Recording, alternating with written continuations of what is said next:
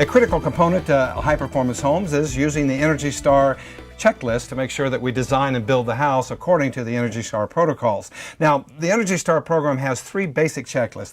They have the thermal bypass checklist, they have the HVAC checklist, and the water management checklist. I'm here with Michael Donahue from Jacksonville Building Science, and you're the one that actually goes out and tests and certifies these homes. We certainly do.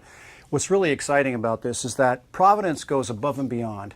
They'll stop construction of the house while we do the inspection, and they will not proceed until everything has passed the inspection.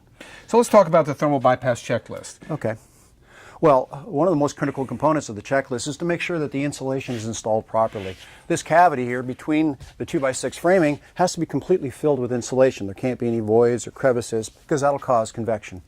Right. And also, if the insulation is compressed, what makes an insulator insulated is the ability to trap air. So if you compress it, it can't trap the air. In fact, insulation that's poorly installed is about 30% less efficient than insulation that's properly installed. Typically, in a code-built home, the insulation will be pushed into the wall cavity like this, and they won't bother to separate it around the wiring or the plumbing. And it's really important that you do that because you will create those voids. And part of this thermal bypass checklist inspection is they make sure the insulation is not only installed right, but also that all the gaps and cracks and holes that cause air to leak in are going to be sealed up. So these homes are tight enough to prevent unnecessary air infiltration that costs you, the consumer, money.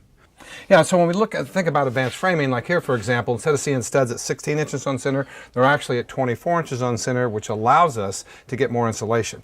In addition to that, they're also using 2x6 studs, which are deeper, which allows more insulation than standard 2x4s, which only have an R value of about 13. This has an R value of 20, so it's substantially more insulation as well.